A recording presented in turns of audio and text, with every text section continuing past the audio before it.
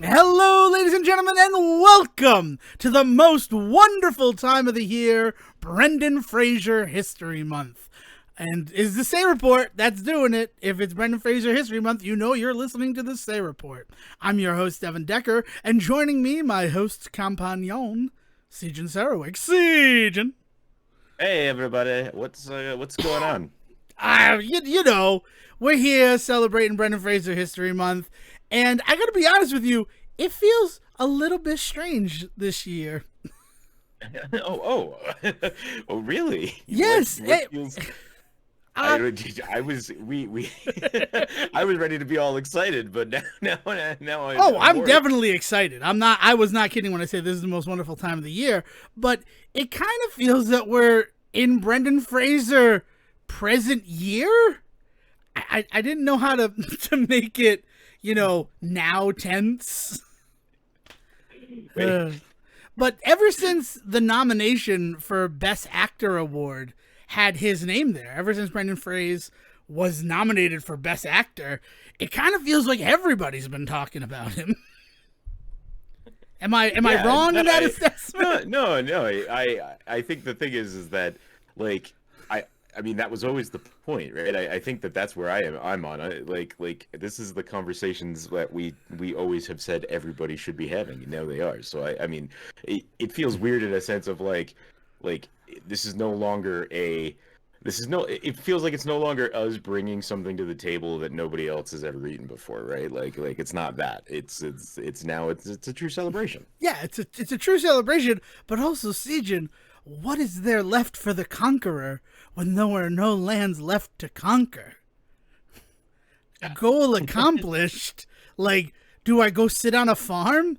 No. The best part about this is this year we are gonna be in full celebration mode, right? We're gonna do this thing where we're really gonna dig into some of his meatier roles, and then we're gonna finally talk about the role, right? Like this year is gonna be, like I said, celebratory in every way. But then what that means is that we then have to start looking at some of the weirder ones. And luckily, after all of these years, that's kind of all that's left, is talking about these weirder ones that, like, we've kind of not really avoided, but so much as just like they didn't fit in anywhere else, right? There's plenty still for us to talk about, but I think we timed this kind of perfectly in the grand scheme of things, as the Say Report is wont to do, in that, like, we get to kind of really from this point on talk about some of the more the ones that maybe even the ones the people celebrating him aren't really aware of or into, or whatever that may be, right? Yeah, that's the best thing to say about it, because the movie that we're talking about today, and let's play chicken with that. Let's see how long we can go without saying it. We don't know why. Isn't it good at the title of the episode? Oh yeah, the title of the episode is the Gods and Monsters Report. So there it is. Whoop, there oh, I lost! You tricked me! I lost Say Chicken. Oh, but that's going to become relevant soon, but not as soon as you'd think. Anyway, yeah, we're talking about Gods and Monsters, and when I mentioned this movie to people, when I mentioned that this was the movie that we were going to be talking about this week, a lot of people were like, "Isn't that movie terrible? Oh, I've never seen that one. Oh, what is the Civil War movie?" And it's like, no, that's actually. I actually don't know the name of that one. That came out in 2004. It's something in monsters. I don't know, but it's one of those situations where, like, this was a movie that a lot of people missed, and I think as the month goes on, the true theme that we're trying to shine a light on will become very apparent to everybody. But this is not only the first film that Brendan Fraser was in that was nominated for Oscars, it's the first one that won. Now, it didn't win for him, and it didn't win for acting. The award went to, well, what we now call Best Adapted Screenplay. At the time, it was, God, what did they call it? Do you have it written down? Because it's... hold on, wait a minute. I don't have it written down, but I do have my research up in front of me, so I'm sure I can find it. Because it's one of the... It was so wordy.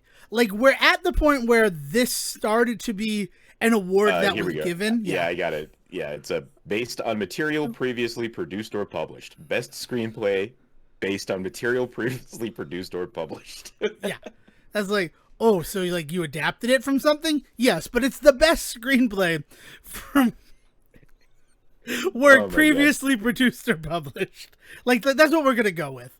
So it does, and it wins. The book that this film's script is based on is Frankenstein, Father of Frankenstein, which would have been a terrible name for this movie.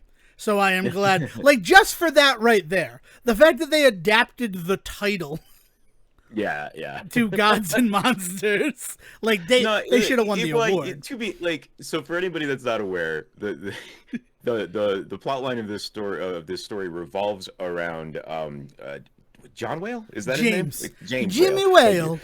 James Whale, who directed Frankenstein and Bride of Frankenstein. So Father of Frankenstein is a good twist. Like I appreciate the pun there, but like yeah, in terms of like but the thing is like to turn it into this title Gods and Monsters, as you've kind of already hinted at, it gets kind of lost in the noise, that title. Like it's so Oscar baity, and I will be honest, that's kind of how I feel about this whole movie. This movie was kind of I'm not surprised that it ends up winning an Oscar, and I'm not surprised that it ends up being one of the first ones that like for nominations and stuff.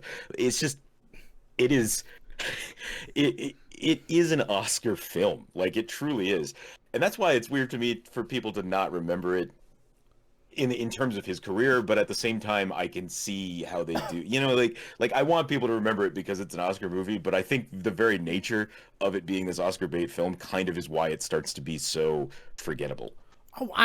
It proves an argument that we have been making and championing ever since we started the Say Report, to the fact that we no longer do an Oscar episode, is the fact that like so many things win Oscars and then are just forgotten. They are hot in the moment and then suddenly they fade away. Unless you win something like Best Picture, but even then, who could tell me the Best Picture from, I don't know, 1984? Could you do that? Could you tell me that right now, Sejan? Is that Back to the Future? No, Back to the Future is 1985, and also I don't know either. I'm not sitting here with like the deck of cards in my hand of all the Oscar winners and to like be ready to be like, gotcha. How did you forget about this movie? It's one of those situations where it's the Oscars, while they are meaningful in the moment, they really are just sort of a marketing tactic. I mean, to the fact that my father, when I'm like, we're going to watch Gods and Monsters as the family movie this week, he's like, but it's from 1998. Like, he was upset that it was an older movie. And I'm like, it won Oscars. And like, because usually that's all he cares about. After award season, he wants to see all of the Oscar winning and nominated films. But like, it didn't mean anything. God, how many years removed from that film are we? 25 years later? Like, yeah. So Gods of Monsters is like a weird film because it comes out also at a weird time in movie history in where like we were still riding that high horse of the 90s, right? Like we were kind of dead smack in the middle of it, like in terms of like we were prolific, like as Americans. Like this country was just like could do no wrong, it seemed, within its own walls. Like I'm sure the rest of the world has something to say about that, but like we were on top of the world, and like as far as movie stuff goes, we were just kind of doing everything. It was like the shotgun effect. Like there were movies out there that were offensive. There were movies out there that were offensively saccharine. There were movies out there like Gods and Monsters. It's a weird time in like filmmaking in America because everything is kind of working, right? Like there's nothing, it feels like you can't make a movie without an audience. Like you'll always find an audience. It's wild what's going on in the 90s, and then that flips entirely in the 2000s when we become super cynical, right? And like everything sucks until it doesn't, that kind of still carries through to today in a lot of ways. It's just gotten a little bit more pointed with social media and things like that, but like this is right at the end of that era where we love everything. And I think that's another reason why it gets lost, is because it doesn't stand out in any way, because every movie that came out in the late 90s has somebody championing it, right? I agree. It is, I mean, the craziest thing about what you just said in terms of like the timeline of cinema in America, we're 10 years away from Iron Man.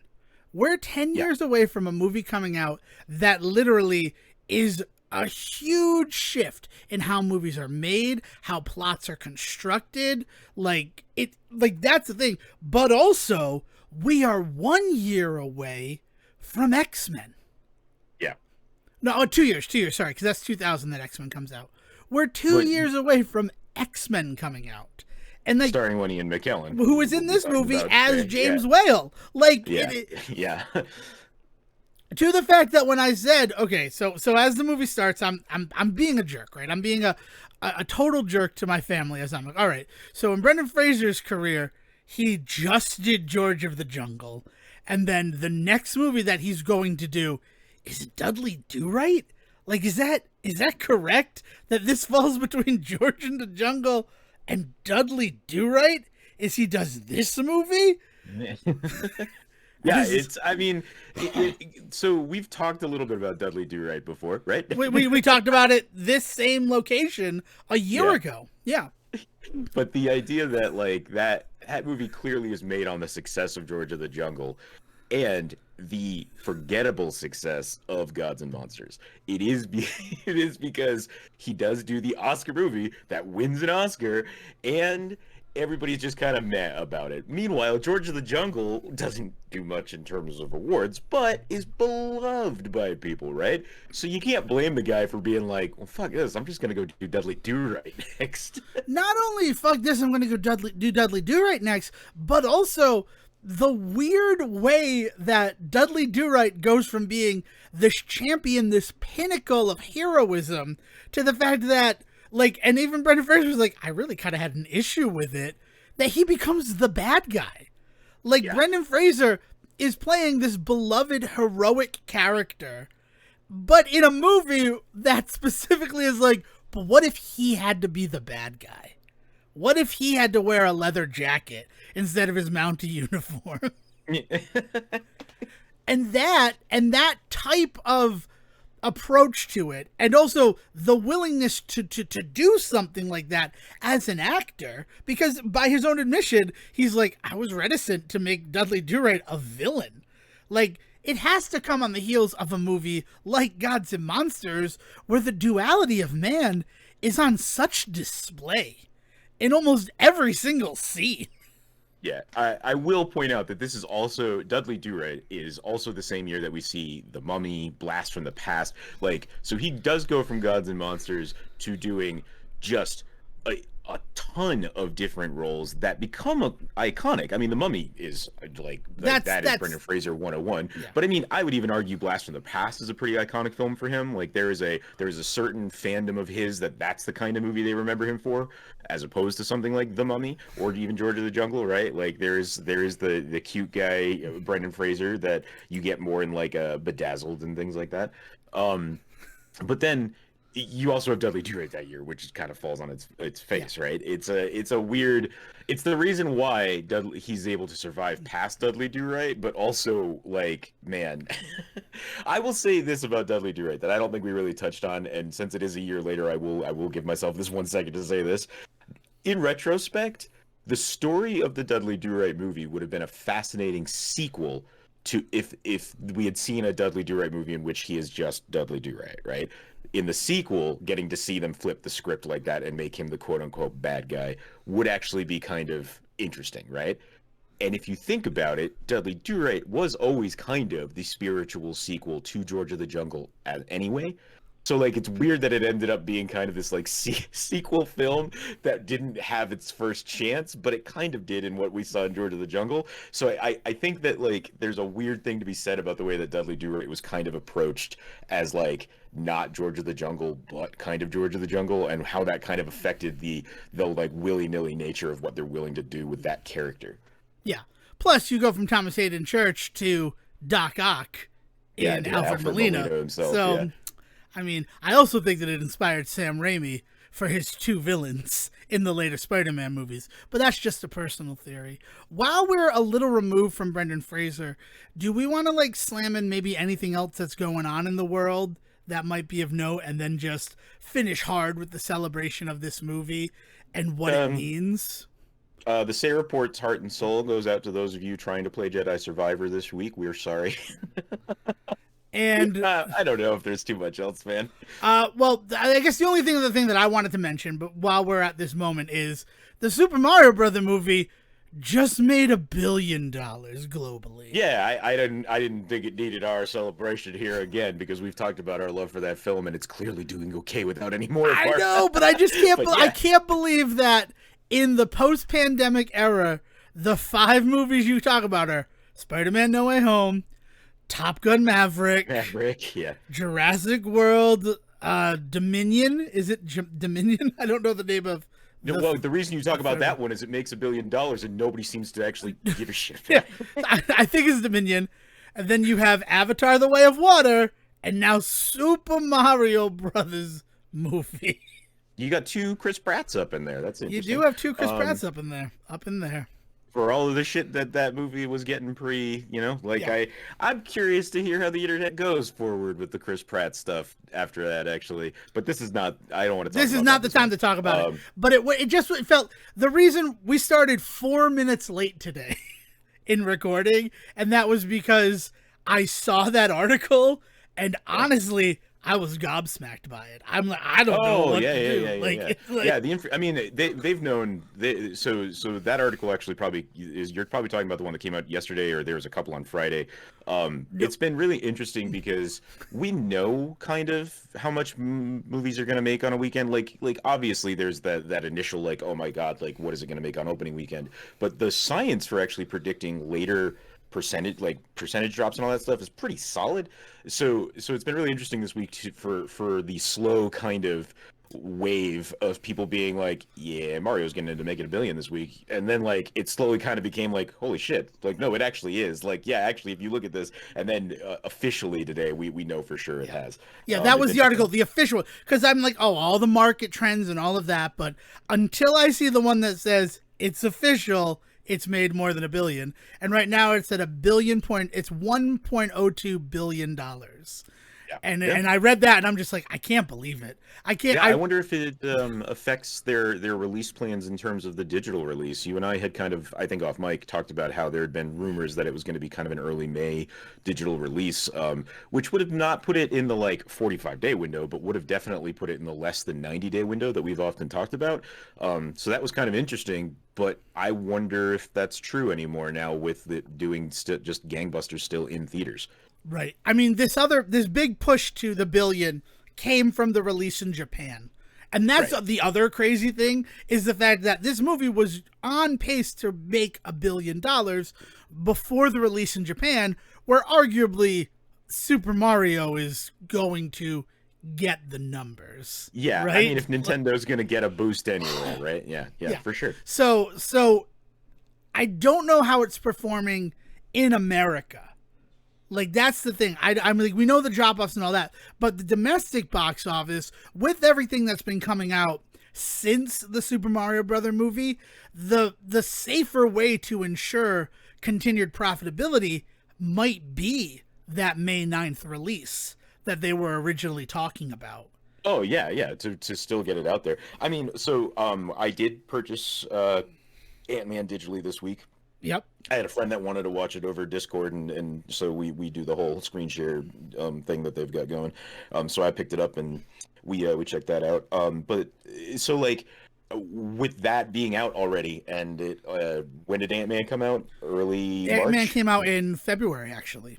February, yeah. So we're in about that 90-day window for it. That made sense. Yeah, they But then the announced other thing that was, it's going to be coming to Disney Plus at the end of May. I think like May 17th or May 24th, which was interesting to me because this is the first time that the Marvel movie that was out is not coming to Disney Plus before the next Marvel movie hits theaters.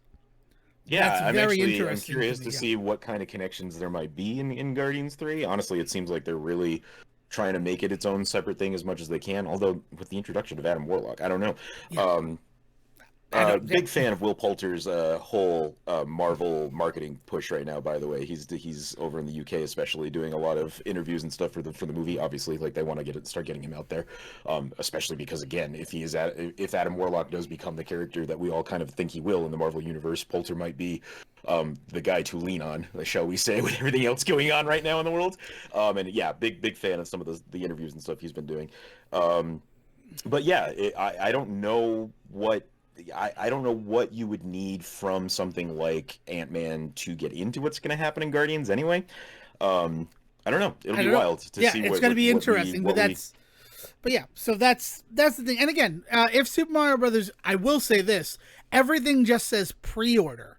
It doesn't have a date, and we're getting to the point where a date would probably show up, so that you know when you're going to get it. So you might not be wrong about them pushing back the digital release. This is also the kind of thing, though, that if they turned around and said, surprise, it's available tomorrow, like, I could totally see that being in the cards as well. Yeah. It's cool. I mean, the movie has done so well in so many respects that they could do whatever they wanted at this point, right? Which puts Nintendo in such a great spot for one of their first big forays into a new medium, right? Like with this being kind of their first big movie, this kind of gives them permission to do all sorts of cool stuff in the future. So I'm excited. I'm excited to see what this means for future Nintendo films. It will be so cool. I agree. Now let us burrow back into 1998 mindset to celebrate Brendan Fraser some more. Yeah. So I guess the first thing I want to talk about, like the title of the book, The Father of Frankenstein, that's so cool because not only did James Whale make the movie, the iconic vision of Frankenstein, what everybody thinks of every time I say Frankenstein, despite the fact that he's Frankenstein's monster, was designed by James Whale. Don't do that because yes, he's Frankenstein's monster, but also he sees himself as Frankenstein's son, so he would also call himself Adam Frankenstein. That is anyway. Wasn't his name Henry Frankenstein in the movie because he's his brother brought back to life? I don't know. Well, in Bride of Frankenstein, I think that's it. I don't know.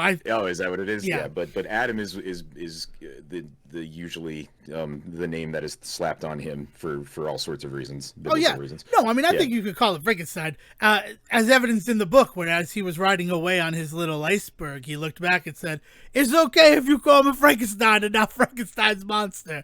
I get it. I understand. It's like a surname." Yeah. No, but is that whole thing, I did not realize that, because James Whale, before he was a director, was an artist.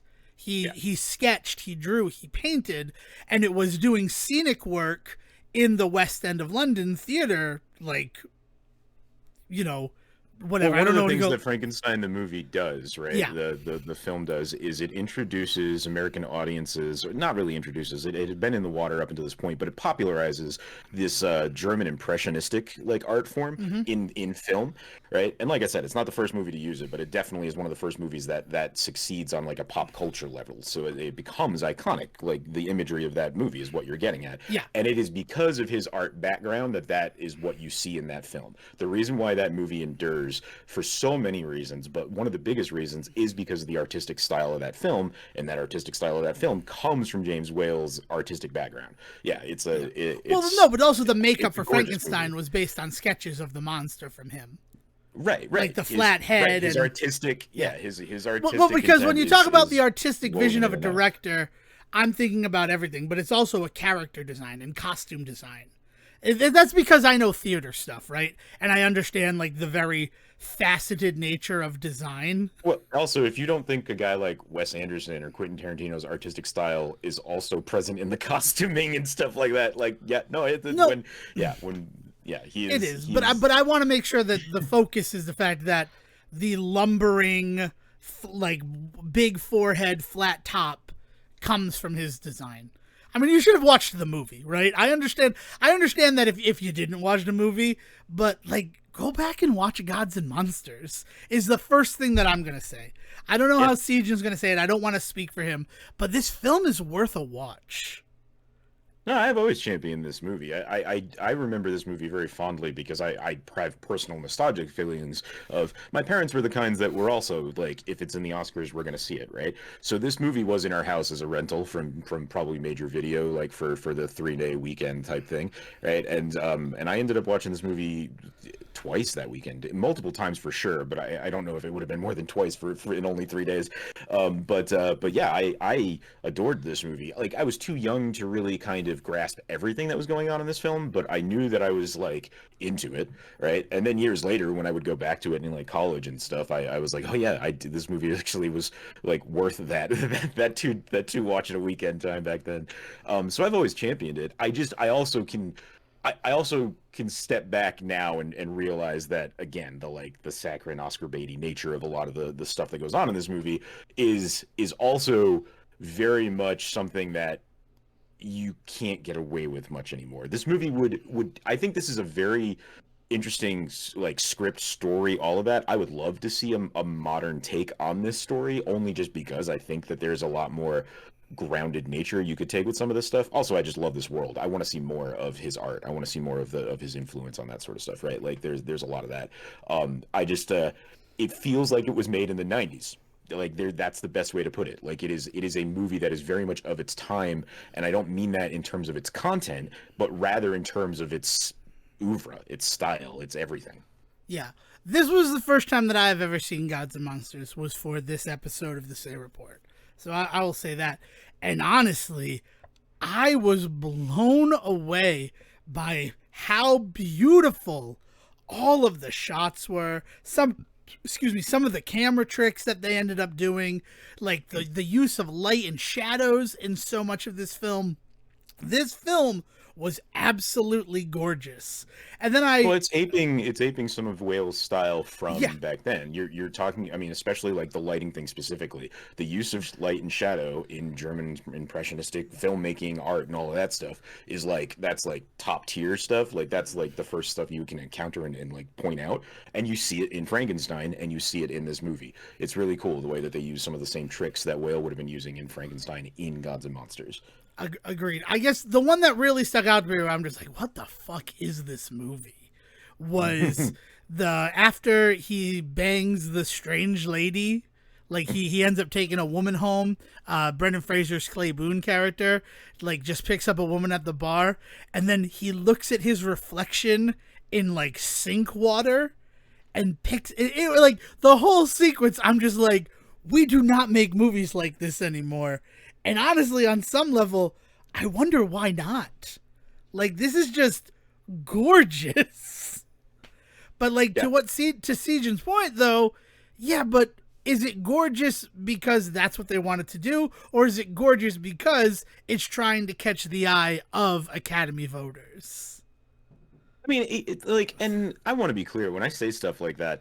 Like, I don't. That's not a negative thing, right? Like, I know a lot of people think about the idea of Oscar bait as a negative like connotation that you can put on a film, and I can't deny that that is definitely a thing that exists in the world, so I won't. Like I'll use the term. It is a thing that happens, but I also don't have that kind of immediate negative reaction to that. I've seen plenty of quote unquote Oscar bait films that I adore, that I love. And I've seen plenty of movies that I thought should have been worthy of Oscars, but they don't have that Oscar bait feel, and I've had to just admit to myself that they're just not going to make it.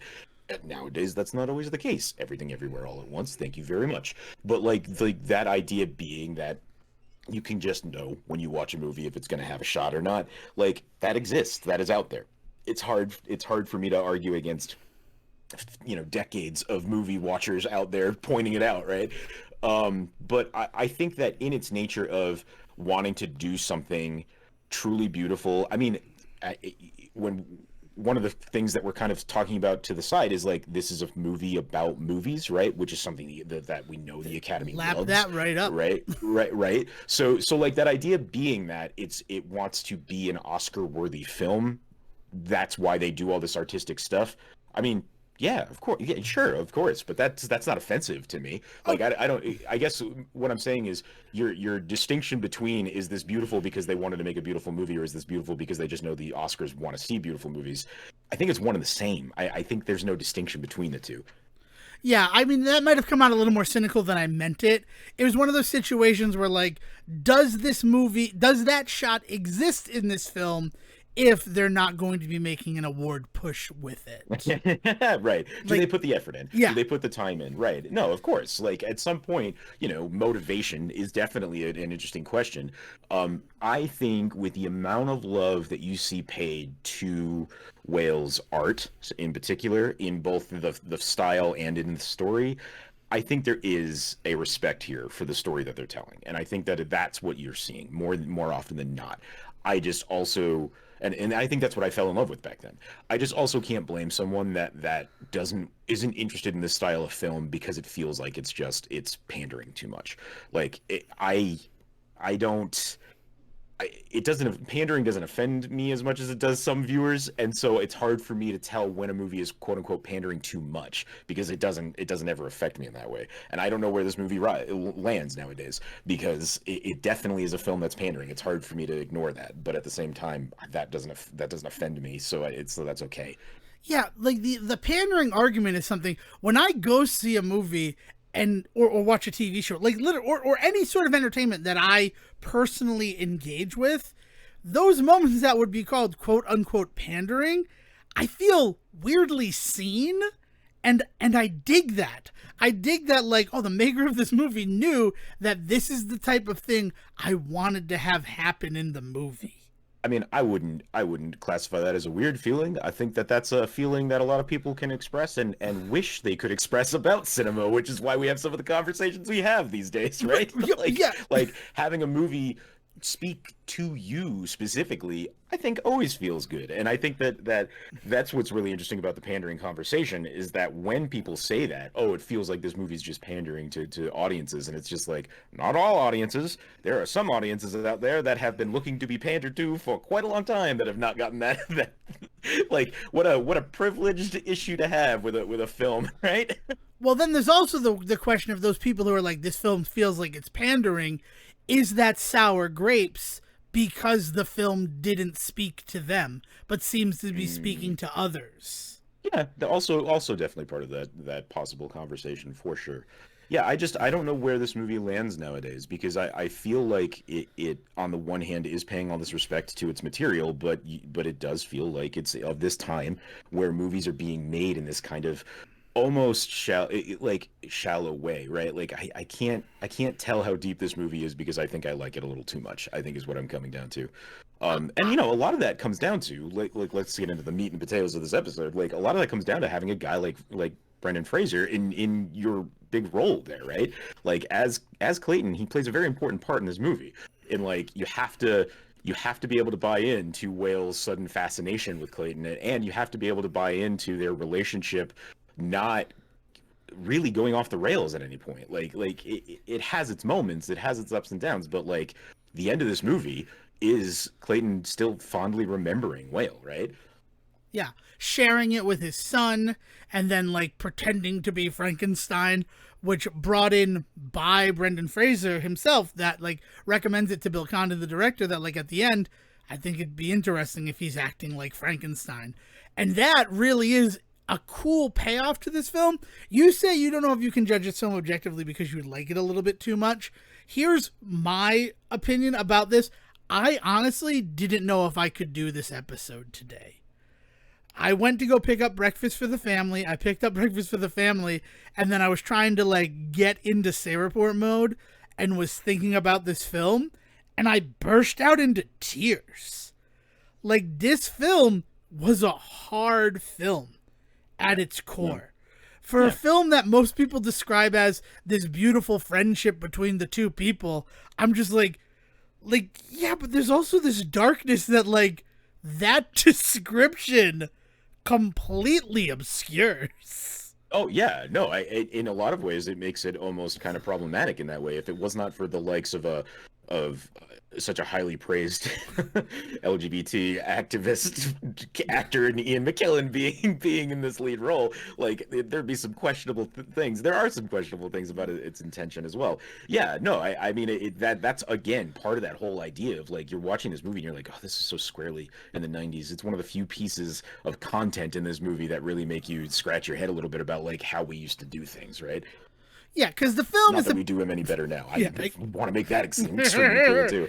I mean, yeah, this is a period piece. It's set in 1957, but as much as he's just saying it's a film of its time, you get the good of that with the fact that like any book can be adapted to a film, right? Right. Anything is fair game to be made into a movie in the 90s. But the other dark side of the 90s in terms of filmmaking and stuff is how present the gay panic is.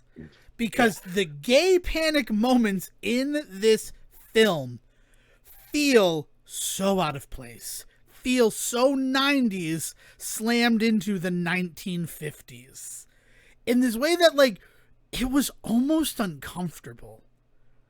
Yeah, I think part of that is because when we think of the idea of homosexuality in the 1950s, it's very much this idea that, oh, it was unspoken, right? Like it was just this thing that happened and everybody was aware, but nobody talked about it so much. Versus the 90s, where it was like all anybody could talk about, and people were trying to finally be seen, be out there. So we have this kind of weird juxtaposition between like just like you're saying in the 90s having this kind of big outspoken attitude about it, but then in the 50s this belief that it wasn't. But the truth of the matter is like I couldn't truly speak to either of those decades anymore in terms of how they truly handled homosexuality, because like I have my own memories of what was going on in the 90s, but I have no regards to what was going on in the 50s. So you're right in that they feel incongruous with what like we think of the 1950s and its handling of homosexuality, but I don't know. I mean, I'm under the impression that the book that this movie is based on, and therefore what we see in the movie is done with a modicum of research, right, and that kind of thing. So I don't know where. Again, it becomes really hard for me to really judge this thing, because I want to believe that it's being honest about all that stuff, but in the very nature of it feeling a little Oscar baity and feeling a little pandering, is it also just slamming, as you put it, some 90s like catachrestic ideas about what homosexuality was like thrown into this movie? I don't know. It really comes from the shades of Chandler that I saw the few times that someone suggests that he is a homosexual. Well, I'm not gay. I'm not like that. Could I be any more straight? Let's just like, why the fuck did he say? He doesn't say that. That's me being hyperbolic. But it really was. But he all but says that in a few scenes. Yes, I know that, but I want to make sure. If he were to say that in the movie, then like it's not even like a debate. Then he would have won that Oscar. He would have been nominated for that Oscar.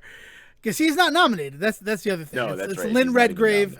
It is Ian McKellen, and it's the adaptation of the book that are nominated. But it's one of those situations where, like, those moments, or then the moment at the bar, like that bar scene when it is Brendan Fraser, two unnamed guys, and the woman that he used to like, I guess, hook up with, like, because he's not for dating. You're not the type to settle down with. Like that scene also felt really incongruous with just everything else that was going on in the movie. And now that's for a reason, because we are seeing this other world. Brendan Fraser's Clay Boone is a fish out of water in high society in a lot of ways. So that's seeing him in his element and why he would also kind of want to rise above it. And then it's also like duality in the fact that at the same time that he's watching Bride of Frankenstein at this blue collar bar, Whale and Hannah, his housekeeper, are watching it in his house. Right. Like I don't know. I really did like this movie, but like that was one of the things where we talk about just the gay panic of the 90s. This film being made in the 90s, my mind immediately was like associating the style of the reaction to that 90s style, if that makes sense. I will say that like this movie is trying to make a progressive stride in that way, right? Like I think that you may be onto something in the ways in which it's definitely introducing some 90s ideals into this 1950s story, but I think it's doing it at this time in a way to combat that, to kind of put on display the ridiculousness of it, right? But it's that thing that we always talk about where, you know, you put a trope on screen in order to call out kind of the insecure natures of it and all that shit. You are still portraying it on screen, and you have to be really careful. You have to it takes a really deft hand to be able to put that thing on screen and question it and not propagate it in some way. I think what you're saying for you, this movie doesn't succeed. This movie puts this thing on screen to call it bullshit out, but instead all it seems to do is just reinforce it, right? Well, it was, I guess the reason why that happened for me too is that every time one of those moments happened, I had to remind myself that it wasn't modern times, that it was the 1950s. Yeah. Like, yeah. It didn't take me out of the movie. It took me out of, I guess, the time period of the film. To the fact that, like, oh, maybe we're going to find out that Clay Boone's a time traveler. We were never going to find that out. I knew that that was not going to be the case. But, yeah. I would love to see a really interesting story about, like, the gay activism of the 1950s, because I'm sure it existed. It's just, it's such a huge gap in my knowledge that, like you're saying, you see something like this happen on screen, and then you're like, is that, you know, that feels like that's not of that time. But it very well be, might have right? been. Well, Right. And the other thing is, memories are like moonbeams and all that other such, is the fact that James Whale was one of the first, if not only, open people in Hollywood at the time that he was making movies and then going forward in his life. Like, Right. he tells the stories about the other people and what they liked to do with the boys. And, like, the kid from the university who's interviewing him the first time, like, that's so scandalous to him that could be the case. And then you go to that party, the Princess Margaret party, and you kind of see how it's there, but, like, it's all subtext underneath the fact, is really interesting stuff. So then when you have this one character who is being open about his sexuality in a sea of people who are still hiding it away, I don't know. Like, I don't know how open people were in the 50s, to be completely honest with you. Like, right, that's right. That's exactly what I like, mean, right? Is that especially in the 90s, like, this impression that you're given, you know, about the ways in which homosexuality is expressed in any of these decades is completely up in the air now for us, right? Yeah. But it's why movies like this are, I think, important, right? Mm-hmm. Like, no matter how I feel about, like, it's whether or not it still lands or not, I'm still very happy a movie like this exists, because conversations like this then start, especially when they become Oscar nominated, right? And so again, just to go back to the whole idea of, like, I don't know how much I just don't have those negative connotations with the idea that a movie is being Oscar baity and pandering and all of this other stuff, because at the end of the day, here we are having this in-depth conversation about, like, the possibility of, like, homosexuality in Hollywood in the 50s, and, like, whether or not it was on display or not, like, because this movie is inspiring this kind of stuff. And so, yeah, I'm all for that. I like more of that, please. Yeah. I agree. Like, this was I don't know. I really liked this movie. I really enjoyed this film. There's some real cool stuff on display. I mean, the character of Hannah, what Lynn Redgrave is doing with that character. I don't know. I don't know where to go. Like, I feel like James Whale in the fact that my mind is thinking of 1,000 things at once. Well, no, let's talk a little bit about to this Redgrave, film. though, because, Yeah. like, this is an important character of the story that we haven't really touched on too much. So she's the housekeeper for him? Yeah, Is that the term? So she would be his housekeeper. And then Yeah. she ends up doing other stuff because of that. She ends up becoming sort of a caretaker as he is getting older, and he is dealing with, like, he had a stroke before the beginning of this movie, so he's recovering from that. And so he kind of needs someone there 24/7 to make sure that he's taking his meds, and that if he has an episode, they can be there to administer, you know, medication, or make sure that he doesn't get lost in it in all of these weird ways. So she starts out as a housekeeper, and then, just by the nature of being the only person in his life, sort of gets upgraded to caretaker. Yeah, and she becomes this really important figure all the way up to the point where, I mean, she really is the third in this triangle in this relationship because she, along with Clayton, are the ones that end up finding Whale.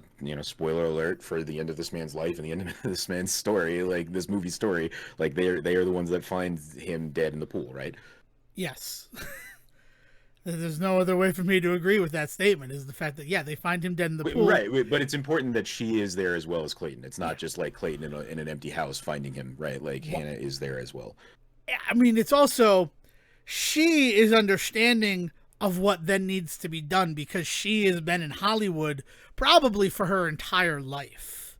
Where Yes. Clayton dives into that pool, gets his body, attempts to resuscitate him, and then he's dead. And he's like, "Oh, we'll call the police." And she's like, "No, no, no. You need to leave Yeah. You need to because go. you can't be here because then there'll be questions, and we got to throw this body back in the pool." Like, she knows what needs to be done in order to make sure that, like, that guy is not charged as culpable, that guy's reputation does not get tarnished by the way that, like, the tabloid journalism of Hollywood acts. The fact that, like, he could just be sent away for as the murderer Yeah. for being like I a mean, stranger in the and house. she's aware of all right, and she's aware of all of this because of Whale being out in at the time was in danger of all of this stuff. Part of the reason, she worries about those things happening to Whale, and then and it's a really really interesting moment in the final moments of this movie where she applies that same kind of knowledge and care to Clayton as well. Yeah, she's phenomenal in this Yeah. movie. She's excellent. And then her whole speech about the fact that, James is gay, and the fact that he's going to go to hell for that, and he's my god and I believe it, but I disagree that just because of that man should go to hell. Like, Yeah. this whole, the struggle with religion, but then the fact that, like, but religion is still the thing that I put faith into.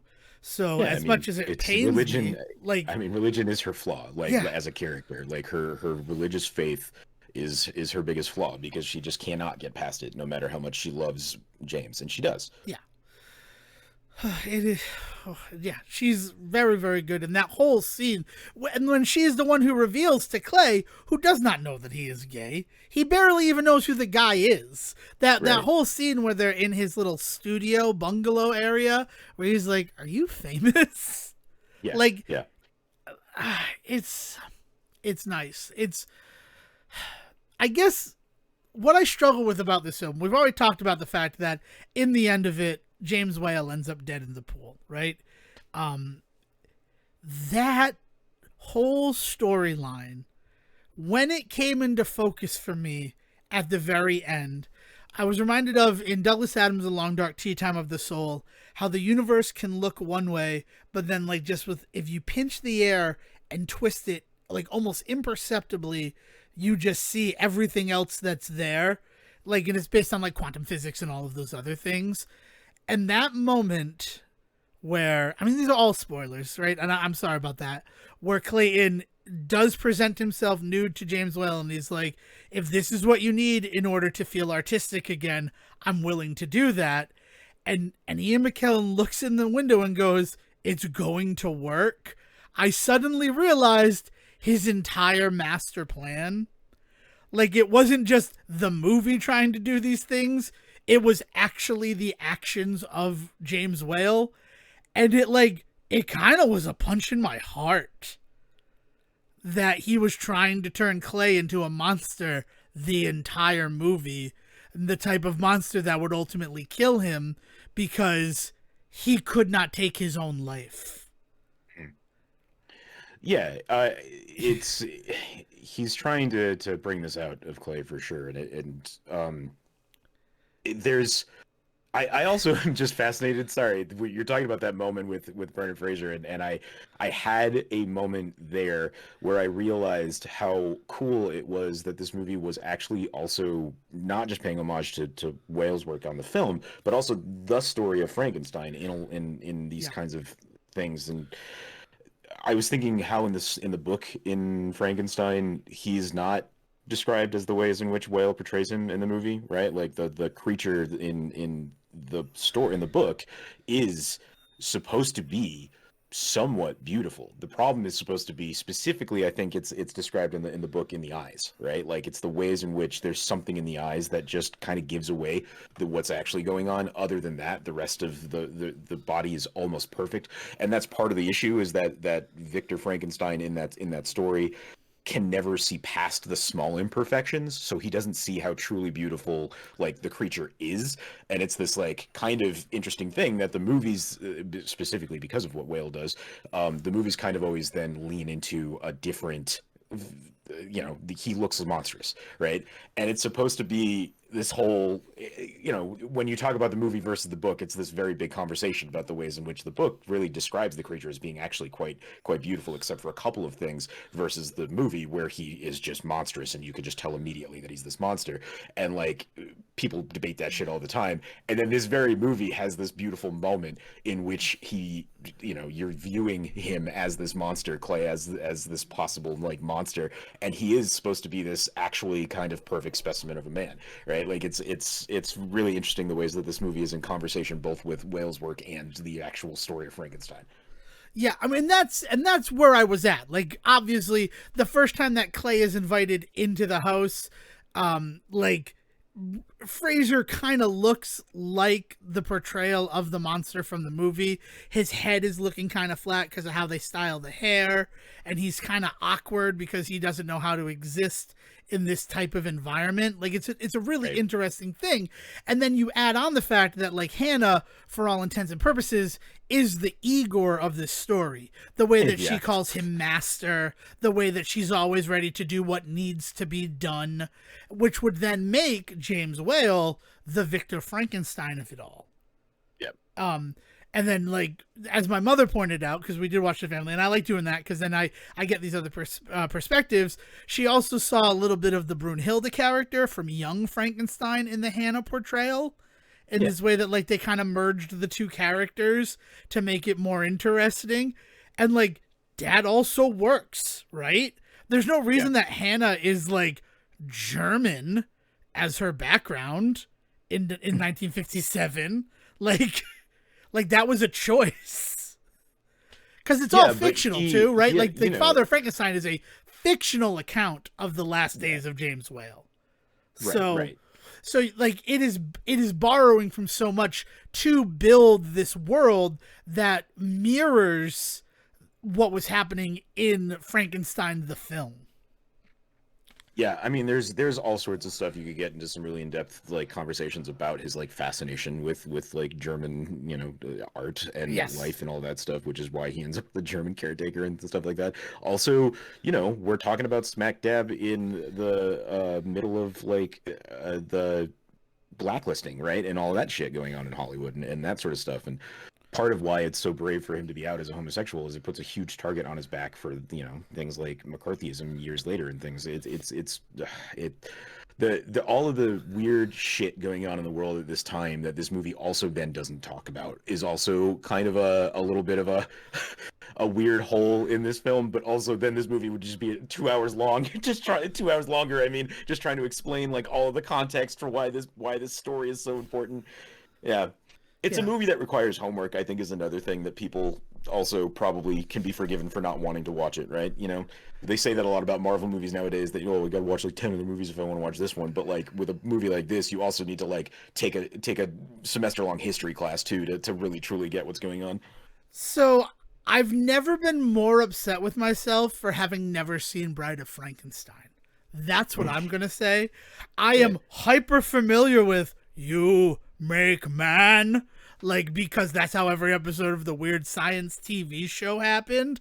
And then the pilot of that, they show so much of Bride of Frankenstein because that's what them making a woman is more in line with in the weird science of it all. Like, it's not Frankenstein. It is very inspired by Bride of Frankenstein. And even to some level, like, let's raise a glass to this new world of gods and monsters, right? Yeah. Because it's like, it makes sense. But I've seen Frankenstein. I've seen The Invisible Man. I love the Claude Rains Invisible Man. So, like, I understood those references.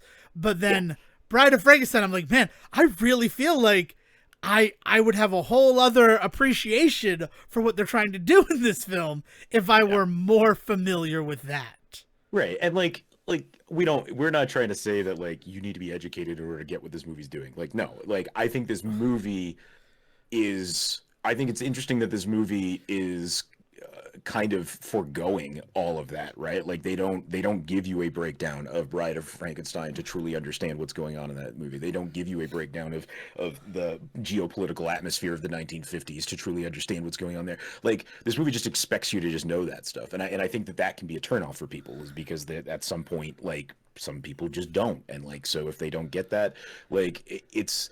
I think this movie. I think it's still enjoyable anyway. I sure as hell didn't understand any of this stuff, don't understand any of this stuff now, and still enjoy this movie. But I could forgive someone for saying I'm not interested because it expects me to know some shit I just don't care to know. Yeah. Oh, me not having seen Bride of Frankenstein did not affect my enjoyment of it. It was just there was the one moment where I'm like, so having seen Frankenstein, I could appreciate a lot of the stuff that's happening in this movie. Right, I can appreciate that, and then because of that, and then even like the Claude Rains Invisible Man stuff, some of the things there with like the loneliness and the seclusion of it all, like I got those influences, and I'm like, so I would have to imagine if I sought out Bride of Frankenstein and Our House Darkly and Showboat, that I could only enjoy this film more. Yeah. Yeah, I mean, like, and all the stuff about the ways that, you could really break down how James sees himself as the monster in all of his movies. Yeah. Isn't interesting. Very interesting. My other favorite thing is that Clay Boone ends up being this replacement for Boris Karloff and who he was to James Whale in his life. Because, I mean, aside from there's clearly no sexual intimacy in the relationship between Clay and James. But Boris Karloff and James Whale, they were involved with each other. Yeah. So, like through Frankenstein, through the House Darkly. Is that the name of it? Or is that, I might be confusing it because it's very similar to a film that Fraser is in that features the term Darkly in the title. So I don't... I'm trying to think of the name of it. I don't have it. It's okay. But like so Karloff and him, they work together on those two, and then they have this falling out. Is why Claude Rains is the Invisible Man instead of Boris Karloff, and then because of contractual obligations, they're forced to work together again in Bride of Frankenstein. So there's these three movies that span their relationship. And then the film, like even if that's something that you're not aware of, right? If that's not a thing you know going in, there's this beautiful moment. That Princess Margaret party is fucking crazy. Like the scene where the kid from the university in the beginning is like, I wanted to see you together again with your monsters. And then there's suddenly the woman who played the Bride of Frankenstein and Boris Karloff. And let's take a picture. This is history. And there's that moment where James Whale looks over the shoulder of Boris Karloff and sees Clay there watching, and it's this beautiful framed shot to show that like he's what's next after Karloff, and I'm just like, what the fuck? Like beautiful storytelling, all in visuals. Like it just did this really interesting thing. And again, for me, before the turn at the end of the movie, I'm like, oh, this like maybe this is actually going to happen. Like, maybe that's what he's eventually going to become, before I realize that, like, it's not the love of Karloff that he is trying to create in Boone. It is literally the monster of Frankenstein. It, like, I really like this movie. It really, like, just energized me in a way that I wasn't expecting. Yeah, sorry. No, I agree 100%, man. Yeah. Yeah, I'm excited to talk about how Fraser goes really dives into these kinds of roles, and they're not like, I can't think of another character he plays like this, right? Like there's not another Clayton Boone in his pocket, and I think that's one of the other things that's really interesting.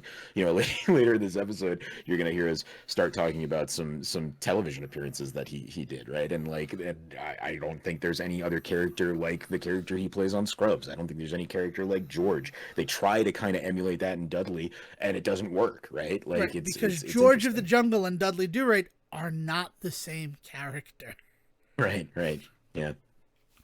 I mean, to your credit about what you're saying about there is another Clay Boone in everything that Brendan Fraser does. There's two things that I want to talk about, and that is that Gods and Monsters for me cemented that up till The Mummy, there were two Brendan Frasers. There was the out of what like Inside everybody there are two Frasers. inside everybody there are two Brendan Frasers, and one of them is David from School Ties, and the other is Link from Encino Man. And what I mean about that, and there's gonna be some cross pollination in all of those, there are the Brendan Fraser movies that are period pieces that he so effortlessly slips into, looking like he is from and acting like he is from the time on display in the movie.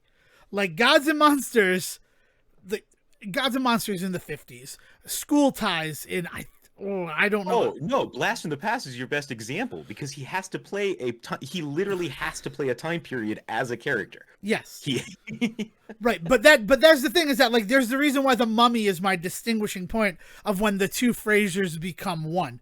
But in a lot of ways, it actually is Gods and Monsters where that happens, because the other one, the Link of it all, is the guy who is a fish out of water character. So it's Link being, I mean, again, that's him playing a time period there, but also it's a primitive human in modern California.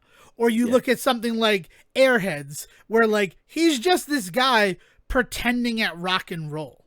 Like that's like this that's the big secret of the character of Chaz, is he wants to be a musician, and since rock is the big thing, he wants to try to be genuine, but it's also an ingenuine portrayal. Like right, but don't you see like a straight up like yearbook photo of him like as a prep in that yeah, where movie? he's like a And it's like, preppy in that. Like he is not a rocker at all.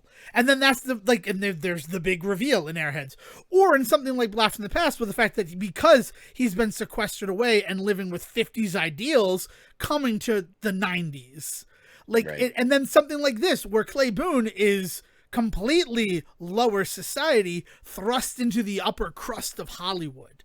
George of the Jungle, a primitive living in the jungle, coming to the civilized lands of New York City. Like, man, what is this thing that you've unlocked 6 years into this experiment? well, it's like, I guess the reason why I've unlocked it 6 years into this, right? This is year 7, though. Let's be 7 years in. 7 years in. I know. I'm getting the 7-year itch, it turns out, and that's the other thing I'm going to talk about. It's related to the 7-year itch. But the fact that, like, Ben Stiller, everybody jokes that like you get 3 Ben Stiller characters. You get Overwhelmed Everyman, you get Tony Perkins, or you get Derek Zoolander, right? And that's by definition the fact that Ben Stiller was rapid firing those movies out, where like it was very easy to point and be like, well, that's the Stiller we're getting this time. Brendan Fraser, it was much of a slower roll to understand that like that's what he's doing. I mean, even something like Now and Then, where he's the Vietnam soldier, like, and that's an uncredited role, but it's what he's doing there. It's a situation where like, my goodness, he had 2 roles that he had to like try to find the balance between, and that's what Rick really is. Yeah, I mean, look at the roles that he's had recently in terms of having somebody like you have Doom Patrol, where he's the big lumbering hero, He's right? Frankenstein, but then you also really. but yeah, exactly. But then you also have these smaller roles that he's been doing in not No Way Out. What's the No one Sudden Move? No Sudden Move. Man, that man. Siegen will never remember that title. But then what we're probably going to see him in Killers of the Flower Moon later, is he's going to have this small moment that he pops up in that too, and that's going to be a period piece as well. Yeah, it's going to be. I cannot believe what you've found here. And it really was just watching this movie where I'm like, this is kind of that combination of it. And the reason it came from, and then I found a supporting article that like kind of spoke of it. I can't think of an actor, and come with me for your slings, your arrows, your blades, your torches, your pitchforks, for what I'm about to say. I cannot think of an actor, like the only other actor is the one I'm going to say at the end of it, and that's from trying to find it, who is as physically stunning as Brendan Fraser is, top to bottom, who also possesses the depth of acting ability that we see from him. There's the moment in this film, Gods and Monsters, where he takes off his shirt and he's acting his friggin' ass off. And I'm just like, I don't know if like someone looks like such a physical specimen chiseled from marble and then is also able to just completely embody a role the way that we see from him. He is truly this like double feature of talent for what Hollywood wants from people. Well, and that becomes kind of the problem later, right? Yes. Like is the fact that he is definitely this is the tropey name for him. I am not labeling him this, but like the idea of like the pretty boy, right? Like he is this thing, but he comes with the brains, right? And that is a rare combination. It's why certain actors are held up in the ways that they are, is that they can dual role that. That is even still kind of a thing in Hollywood, right? Like if you can be both like good looking and smart, like then you're definitely, they've got a role for you. And that's him in that time period. But that is exactly what puts him in a position later when he finds himself only being looked at for his like physical attractiveness and calls that kind of stuff out, and then on top of that is also assaulted, right? Like like it just becomes a huge part of the factor of also him having to step away for a while, like, but that is definitely what he's being used as in the 90s. But the thing is that I do think that there are people that are targeted in that way all the time. Somebody that succeeds as much as him, I'm having a hard time kind of really pulling it out. I mean, like, but you have your Brad Pitts in the early 90s having a lot of the same, like, pulling a lot of the same reactions, and it's why he is still the man that we know him today as. It's why Shania Twain is not as impressed by Brad Pitt as you think she should be. But I mean, you talk about movies like Thelma and Louise, or even California, where he plays the serial killer, right? Yeah. But there are. You're talking about an archetype in Hollywood that he is literally in the movie kind of portraying, right? Is this idea that he is this like pretty boy, but then slapped into that is also just somebody that has this incredible talent as well. And yes, that is insanely rare, but that is why we love him. Yeah, and that's the other thing. So then, I mean, because Brad Pitt is definitely someone who crossed my mind, but then it's like, but Brad Pitt, even as much as he's like a good-looking guy, he's not the Adonis that is on display in this movie from Brendan Fraser. I love the last 20 minutes of just Devon just completely drooling all over Brendan Fraser. This is great. Well, I mean, that's what the movie does, and it all is going to lead to the fact that, so then I'm looking it up, and I found this comparison piece that compared Brendan Fraser to Marilyn Monroe. And it was a comparison that made so much sense to me.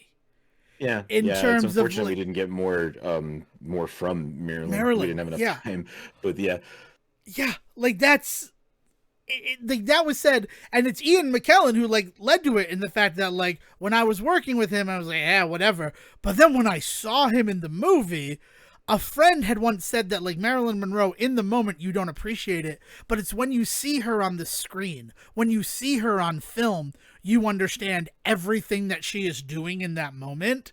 And then I'm like, well, that's Brendan Fraser to a T, right? And like, honestly, you say it's a shame we didn't get more time with Marilyn. I'm also very thankful that the things that happened to Brendan Fraser didn't take away Brendan Fraser from us. Yeah. If that makes sense, right? Like the assault and the struggle with painkillers after he broke his back, and the things that like he was able to rise above those challenges that ultimately blew out the candle in the wind that was Marilyn Monroe. And it's Yeah. Because then I also think about, I don't know if you've ever seen it, but like Gentlemen Prefer Blondes is a fantastic film. I was so blown away. Dale was always like, we gotta watch this movie, we gotta watch this movie. And because of that, like, I guess, perceived perception that is on display about Marilyn Monroe, I was like, I don't know if I actually want to watch this movie. Because I didn't think it was going to have the substance. And then it ends up being like this really, really deep film that really impressed me. And then to think of like Brendan Fraser as the modern Marilyn Monroe, and then to supplant that into this film, like, yes, that's the type of thing that James Whale would be attracted to because he's a homosexual. He'd be looking for the male Marilyn Monroe. And that's what Claybone is. It just... And then looking at her roles and the fact that she was so often used just for her body rather than her talent, but then you watch those films and her talent is on display, made me think of all these other things where people are like, yeah, you know, he was just this himbo in all these movies. And then I'm reading the movies, I'm like, yeah, but in that movie, Brendan Fraser also delivers a fantastic, like, performance. And a master. It's a hard thing though for people to really kind of talk about, because the fact that it's always going to be marred in a lot of this problematic stuff in the ways in which the male and female gaze are played with in those in you know, in Marilyn Monroe's case, or in Brendan's Fraser, and Every Which Way But Loose, right? But like this, the ways in which that orangutan is beautiful. I'm sorry. The ways in which the gaze is utilized as a tool to sell the thing, but then, you know, there is substance behind it. This is a tale as old as time in all art, right? Like, is this idea that just because something looks pretty, we somehow feel like it can't have any depth to it, or if something is really deep, or you know, like there's this idea that the deeper that you go on something, the uglier that it has to become. Like, there's this. We've always, as humans, struggled with trying to find that line. And I think that's one of the most interesting things about kind of the resurgence of Brendan Fraser this past year, and getting to watch him win an Oscar and all of this stuff, and having talked about him for all these years, is that, like, we have always really celebrated like finding the depth in the ugly. We have always really celebrated in finding the depth in the pretty. We have always talked about the idea that there's always something there, right? And so getting to see other people, you know, join in that conversation is great. And the thing is like, you hope that this means that the zeitgeist in general is turning towards this much more open, accepting, fun-loving nature. I mean, look at, you know, we talked about the stuff with the Mario movie this morning. Let's not forget that pre that movie coming out, it was getting fucking slammed in terms of criticism and critique. But now here we are on the verge of it being $1 billion success, and more Mario movies definitely coming down the line and things like that. And, you know, it's not that anybody has come out and been like this movie is an Oscar-worthy performance from Chris Pratt or anything like that, but rather like, yeah, it's not the best movie we've ever seen, but it's a damn good time and it's fun to watch in motion. Like, can't that just be worth it, right? Like, those kinds of conversations, like, more of that, right? I want to see more of that.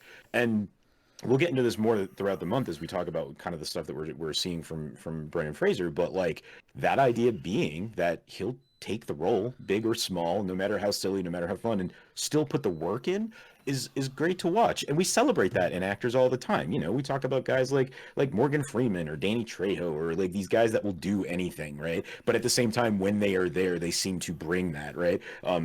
You know, we lost Lance Reddick, but like, it was one of my favorite things about him, right? It was that he would do anything, and when he did, he brought it, right? And that's what we're getting at with this. And I think that's something that we've said every year about him, is that this is not news to us here, and this is not news to anybody that's been watching Brendan Fraser all along.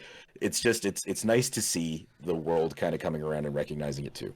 Yeah, I agree, because ultimately we always do seem to come to that conclusion in these episodes about Brendan Fraser, celebrating, you know, these pieces of his work. But this one hit me in a way that if I wasn't doing the academic work with the oeuvre of Brendan Fraser, I don't know if this film would have hit me and affected me the way that it did. And I'm glad that it did. And yeah, I don't know. I'm very happy that we started off this year's celebration of the history of Brendan Fraser the way that we have. So thank you for that. Also, I guess, thanks to James Whale for being named James Whale. Because if there can be a tenuous fiber of connectivity, you know to say report going to jump on it. Well, that's the best part about this, right? Is that when we were planning this month out, when we realized we had to revamp, for anybody paying attention, last year we did mention a couple of things we were going to do this year, and we just realized with him winning the Oscar that we were like, ooh, we got to pivot. Like, as much as we want to do that, we are going to do that stuff in the future. But this year we realized this is too important of a year to skip on, like, taking the opportunity to talk about certain films. And what's really funny is that when I first sent this to Devon, I was like, this is the year we do Gods and Monsters.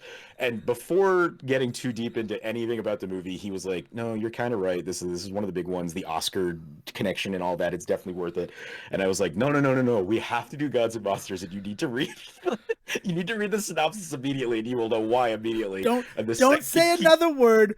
Go to IMDb, and then the conversation is over. So I bring it up and I look at it and I go, fuck you, Sejin. We're opening with Gods and Monsters. But the fact that from that stupid ass joke on Discord like 6 weeks ago about why we needed to do this with James Whale as the main character of this movie, to then do this episode and get an hour into before we even really leaned into that. Oh yeah, no, it's because there's just so much depth to it. Right, and like, exactly. And the one that I keep coming back to was the reaction was like, isn't that movie terrible? And I'm just like, this is not even a movie that I ever thought of, let alone a movie that I've ever like heard someone have negative things to say about. I think there is definitely some earned criticism in some of the stuff and like the ways that it handles the gay panic and stuff like that, right? Like in the ways that it does portray this iconic gay figure in Hollywood. I mean, it's hard. Like you want to celebrate a guy like James Whale because of the fact that he was this out creator at this time when it was not like. So you want to celebrate that, and the ways in which this movie does show some very villainous like sides to him. Like it complicates this historically important gay figure. So you could definitely point out that is upsetting and problematic. Like that shouldn't be ignored. The movie doesn't get a pass just because it's a fun Brendan Fraser movie, right? Like it has issues in that regard. And I think that's where that criticism comes from, just to bring it back to the conversation. Right, yeah. And again, then that person who said it, they then followed it with, I don't know, I've never seen it.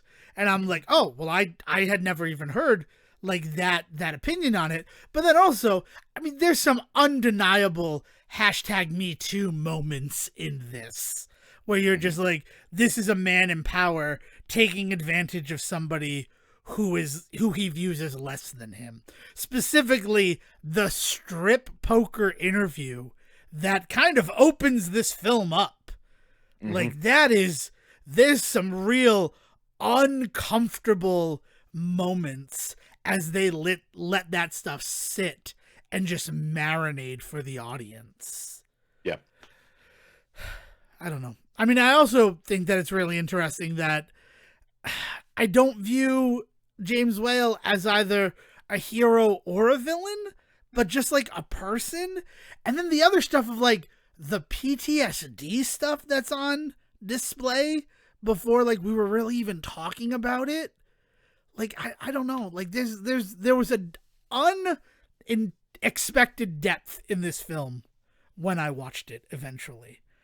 And then I'm like, well, of course it was nominated for Oscars.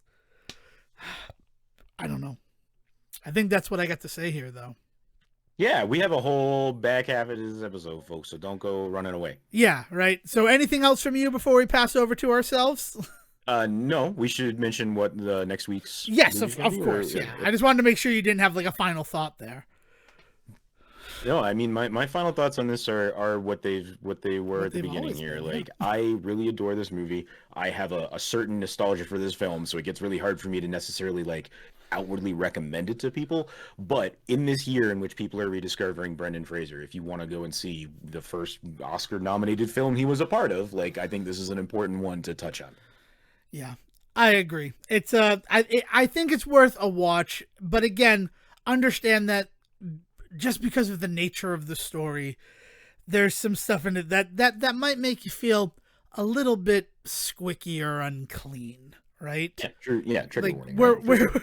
we're exploring suicidal thoughts. We're exploring, the dangers of nostalgia. Like there's a whole section of that in this film. We're exploring the rich taking advantage of the poor. And it's like these are the themes that are on display in this movie. So just like there's your advisement, but again, I think it's definitely worth it. I mean, and not just for Brendan Fraser. Ian McKellen, what he's doing in this movie is great. Lynn Redgrave, I understand why both of them got the nominations. Yeah. There's a lot of good stuff on display here.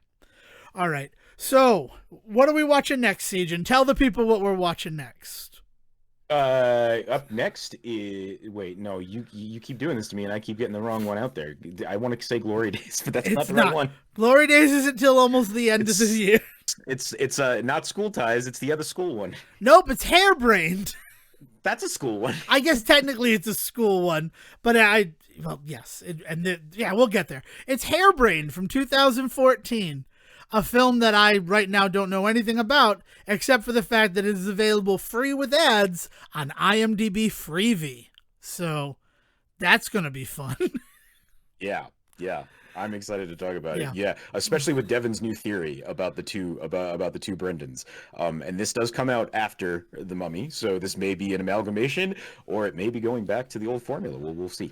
Yeah, we will definitely see. But stay right where you are, because we have the Brendan Fraser quiz of Brendan Fraser 2. It's happening, and this year there's only going to be one winner. So sit tight where you are as we throw to ourselves, and thank you so much for listening to this episode. Have a great rest of your day.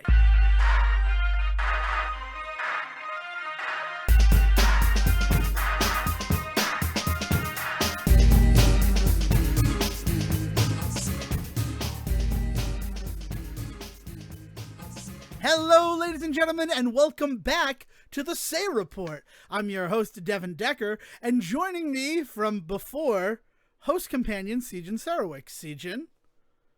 Hey, everybody. What's going on?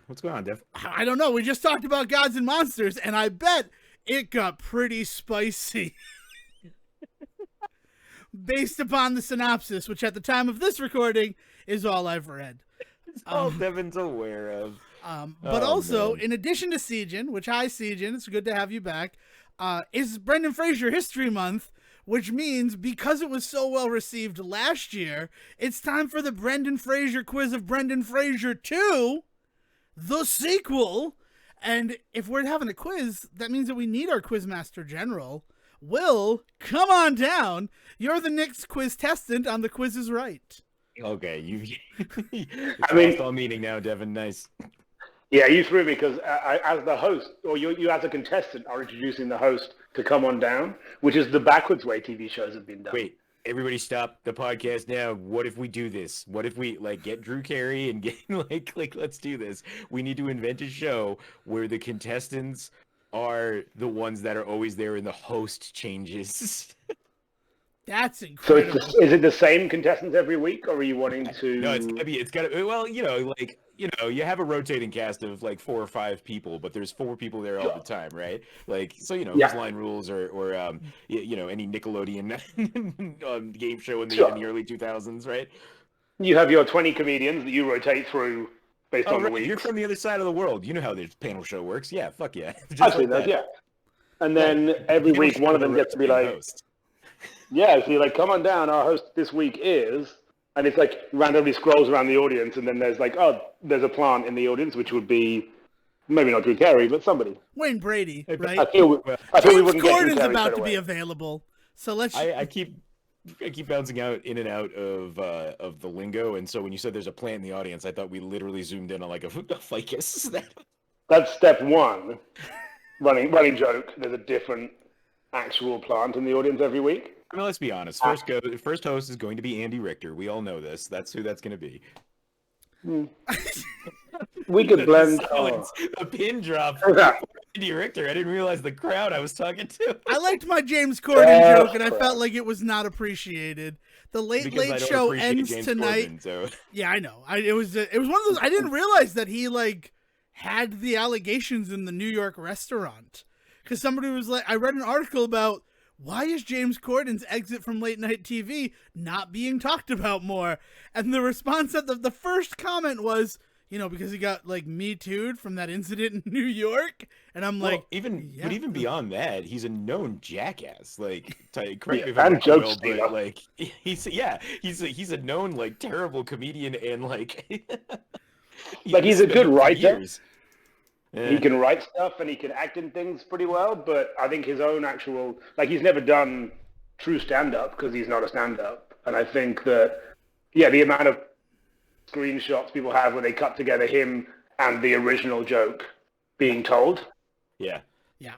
Also, like, he is like slap the coffee out of the intern's hand style boss is apparently like the kind of shit that he's a producer. Yeah, he's like an old school Hollywood producer. He's Alfred Hitchcock. In all the ways we don't want. I mean, that's what it actually boiled down to in the article I read, is the fact that he's not some stand-up comedian. He's not someone who you knew before. He is somebody who understands TV, which is why he can produce the segments that he can produce that go on to have 1 million hits on YouTube. But that's not entertaining at 12:30 at night. And he's, okay at singing, so he can do carpool karaoke with people. Who can really sing? Like he gets people to sing. No, it's all a lie. Oh, shit. Sorry, so we're here to celebrate Brendan Fraser, yes. Somebody that's not James Corden. You're the one who's inventing a new game show that's really just kind of reality television. Wait, so Brendan Fraser's the new host? Excellent. Oh my God. Yes. And this he should be. If Brendan Fraser now suddenly came on the show. I need to know how often in reality Brendan Fraser is popping out of corners to ask you trivia questions for points on a game show. Is that really your reality? Yeah, I mean, he gets around. He's got some free time. I would like He's busier now since he won stuff, but before that, he had all this free time. I mean, that is the world I'd want to live in. And I do think that's probably how they got him into 3 episodes of Scrubs, right? Well, I mean, we are way back in the beginning of Scrubs as well, before they were really getting good guest stars. Yeah. So he kind of started this trend of turning up and just having fun, which then everyone else went, can we do that as well, please? Right.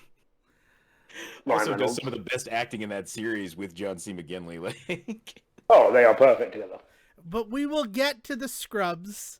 The way that we got Will back was by saying that we would finally discuss Brendan Fraser's appearances on Scrubs. And that was great because I couldn't have afforded to give him anything more than that concession. So that's why the Brendan Fraser quiz of Brendan Fraser 2, the sequel, is happening. And if you remember from last year's Brendan Fraser quiz of Brendan Fraser, Sejan and I are co-champions right now. I hold my belt up high. Well, half of the belt. We have to Wonder Twin it together. It is the fact that, we both got 20 points over the course of that quiz. We are shared grand poobahs of Brendan Fraser. But this year, where Brendan Fraser finally got recognized by the Academy and won the Best Actor award for The Whale, there can be only one. There will be no ties in 2023. Either Devon Decker or Sejan Sarowick walks away as the grand poobah of Brandon Fraser. Brandon Fraser? That is the official name for the new trophy that I will design. The Brandon Fraser trophy. Will's body with Brendan Fraser's head on it. I love it. But which of Brendan Fraser's bodies? Ooh. I mean, what in his career are we picking? Well, I think it should Are we going George of the Jungle? Are we going to Whale? Are we going Scrubs? I mean, in my head, it was just the Oscar statuette with Brendan Fraser's head on it. I can do that, but in a Mountie uniform. Yeah, well, he could have a Mountie hat on, or he could have, big goggles. Did he ever wear big goggles? He did. Journey to the Center of the Earth. But there can be only one. He had the steampunk look in that one, I think. Yeah. There's one where he does that. And a whip in one hand. Oh, geez. I'm excited. I'm excited. It is Brendan Fraser History Month, and this is, just full disclosure, this is the first thing we're recording for it. So I am very excited to be here, to be doing the the Brendan Fraser quiz of Brendan Fraser 2. It's going to be a good time. And now quiz of Brendan Fraser. That's what you were going to say, and you should just lean into that. But I feel like I said that one time, and Jimmy, whatever his Parr, is it Jimmy Parr? Jimmy Carr. Jimmy Parr is a distant relative of the Incredibles. Jimmy Carr showed up and roughed me up a little bit. That's why I'm wearing makeup in all those photos from last May. You see it if you look close enough. I don't want to talk about it. Sticking his angly face, I'd be afraid if he headbutted you, he'd just split you open. Well, his hair doesn't move either, so that's going to hurt. But yes, so we're here. This is the first of them. We're breaking them up so that if you listen to this and you enjoy it, next episode it will be the episode where we're covering Hairbrained. Is that we're going from Gods and Monsters to Hairbrained. And then you made those notes right. After we talk about I'm going completely off of memory here, and I couldn't remember the title of the film. Mm-hmm. And I trust that we've apologized profusely for the change to the program for this year. We said we were going to use all of the Brendel titles that Will used in the fourth quiz from last year as the movies we were going to look at. But, Brendan Fraser winning an Oscar for The Whale, it forced us to adjust some things. So if we haven't mentioned it already, Extreme Measures and Still Breathing, they have been put on the bench.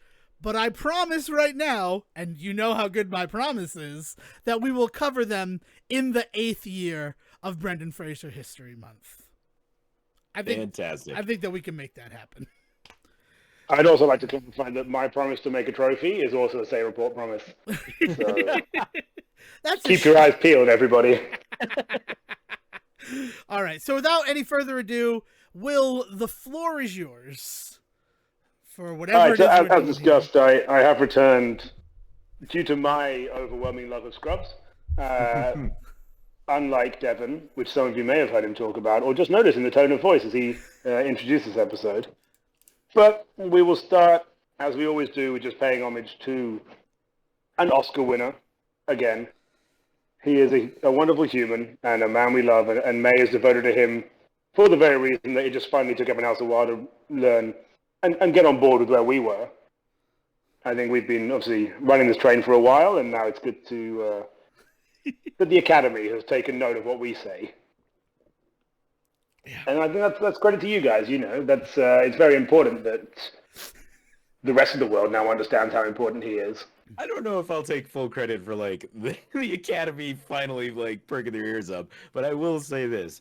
I think it's this idea that there's always been a group of fans out there, right? I think we have been evidence of that. And that I will take credit for, is that we have been a vocal piece of evidence that this has kind of always been the case. Because I don't think you got to come back like this if that's not true, right? You don't turn it around and have this happen the way that he has, or these last few months. This is because he deserves this, right? He has been this kind of solid actor, and on top of that, decent human being by all accounts, up to this point, and so has earned this return to form, which I think is part of the reason why it's succeeding as well as it is. And so if we are anything, we are simply just evidence of that.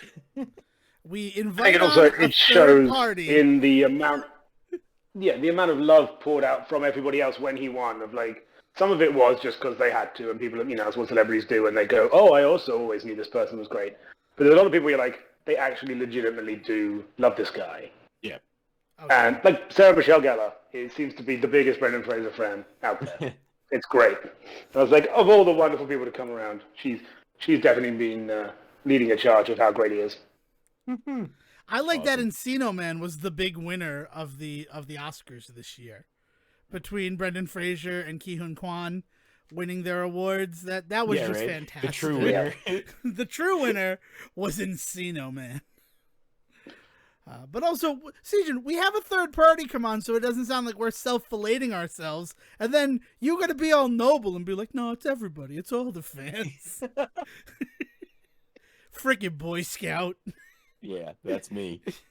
Well, you are an Eagle Scout. You know, they don't. All those people don't have the same platform you guys have to talk about how amazing he really is. Yeah, no, and I hope that we have not abused that.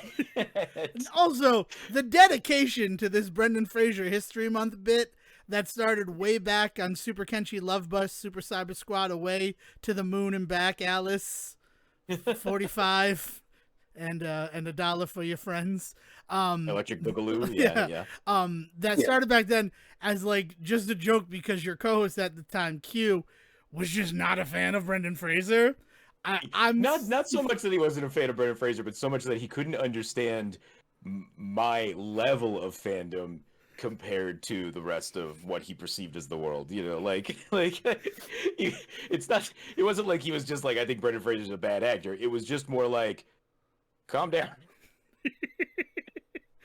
So we decided to be fair. To be fair. So instead, we started a new podcast purely to talk about how amazing he is. Yeah, it was all build up just for this. Yeah, just for it was. We were planting seeds back then, but no, I mean the dedication to it, and you're right. And it's that same dedication from the fans because they're out there. It's not just us who are talking about Brendan Fraser. We didn't come up with that beautiful bumper sticker. I'd rather be watching the 1999 Brendan Fraser film, The Mummy. God, I wish we had. Can you imagine the residuals on that? I know, huh? Especially his whole adoption of it. Yeah. The fact he's like wearing the T-shirt, I was like, what a guy. That makes me sad, though. That makes me feel like Brendan Fraser would just rather be watching The Mummy than doing anything else with his life. Oh, that hits hard. Actually, I had a good story about The Mummy that came up in just normal life. Ooh.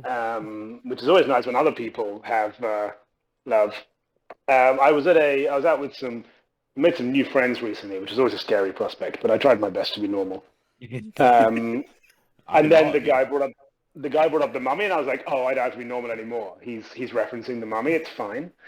They have a rule, and he said when he moved from the UK to Australia as well, and moved to Perth for a while, and he was staying with his soon-to-be in-laws, and they were doing movie night every kind of once a week. They'd all sit down as a family, and they all picked a movie they liked. And he was like, I want to watch the Mummy trilogy over like my weeks. Because it's important that you see the full story. And they're like, okay, cool. So they watched the first one, like, that's good. Then the second one came on where it pretty much opens with a naked chick dressed in gold walking towards the tomb. Which is the point where that's all the parents remember from the film. One, because the mum, that's all she focused on, and the dad fell asleep.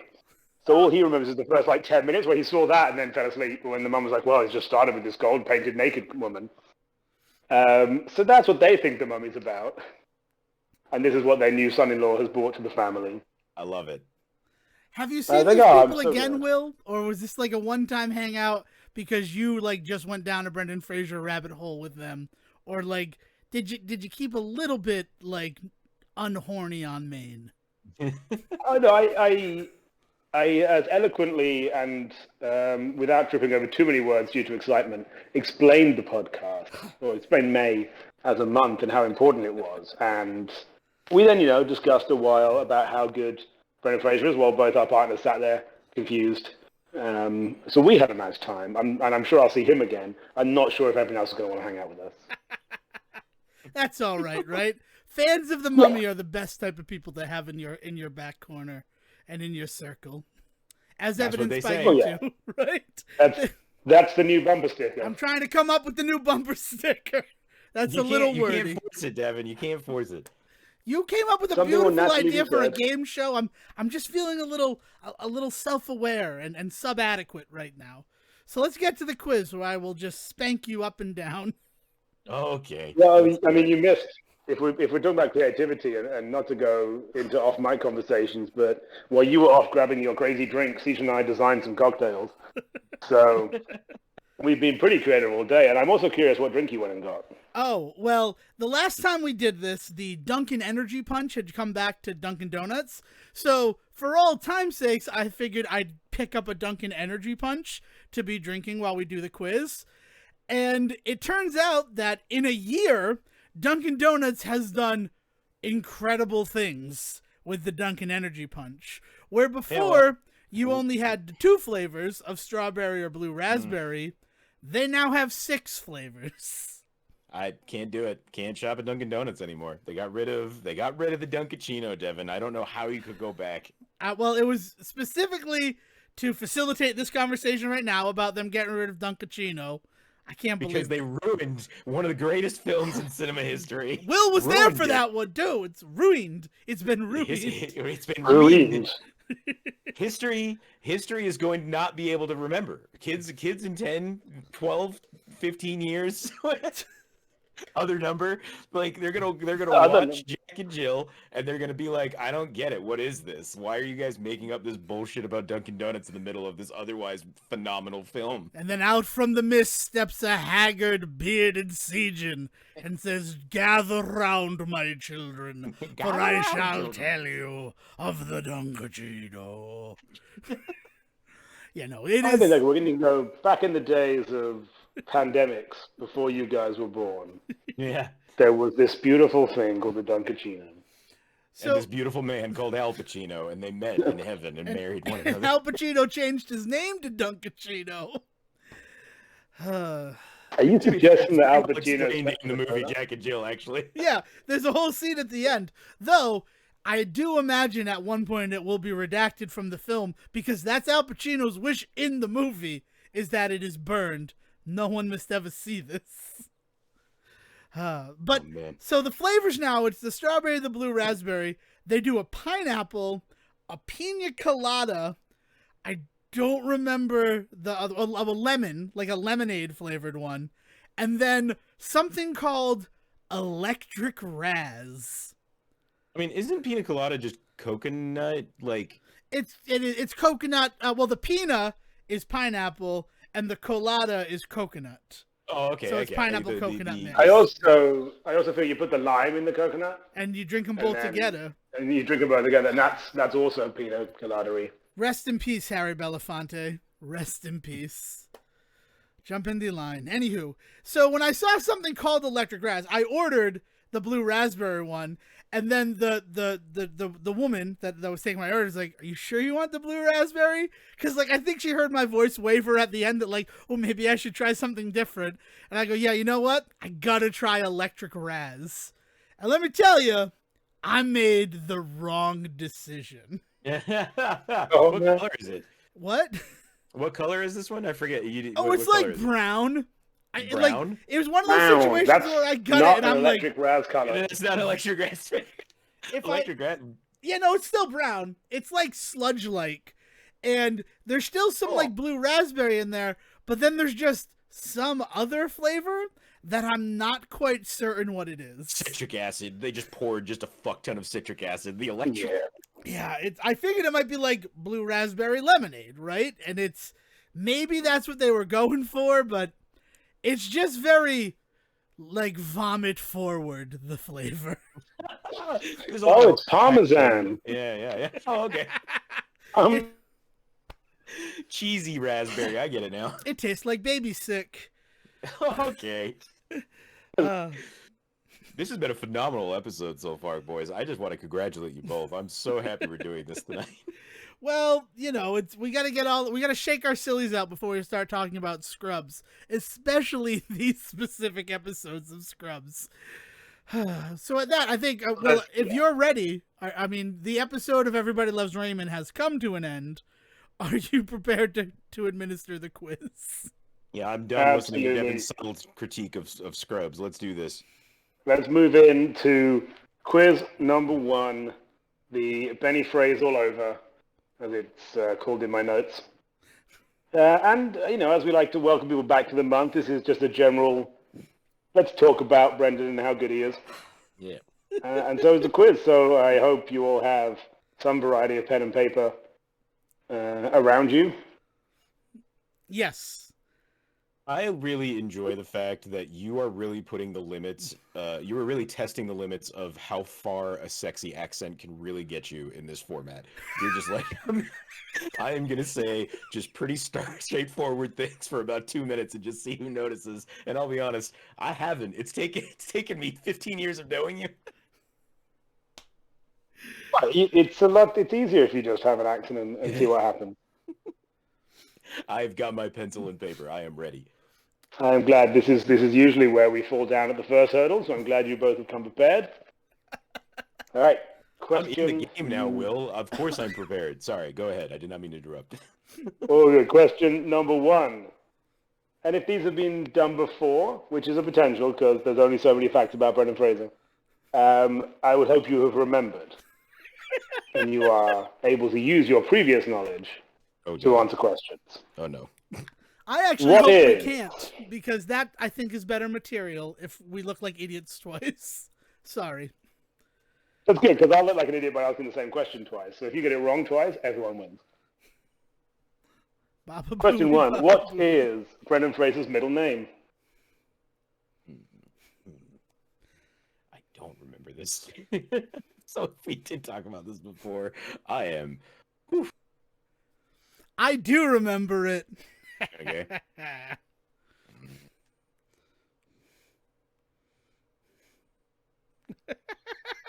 You know what I like? I like that we do a pen and paper quiz on an audio format show. It does allow the guests to play along, but oh, absolutely. This is the wrong medium for this type of quiz. And it always has been. And like this is the year where I point that out, but it's not going to change because I have too much fun doing it. It wouldn't be fair if you just shouted. I feel that would be more unfair than just asking questions he doesn't know the answer to. Hate you guys. Anyway, question number 2. Where was he born? What city? Oh, you want the frickin' city? I was at least gonna give you like a country. Oh my god. No, we're going with city, I'm afraid. Jeez. Here's the thing. I remember the fact that he's not. I don't want to give secrets away to Devon, but I do at least have enough knowledge to know that he is technically Canadian, but that's not necessarily the answer to this question. Technical Canadian is a great way to confirm a nationality. This winter on Peacock, Brendan Fraser is the technical Canadian. Because there are very few things that are good and technical. Technical foul, technical problem.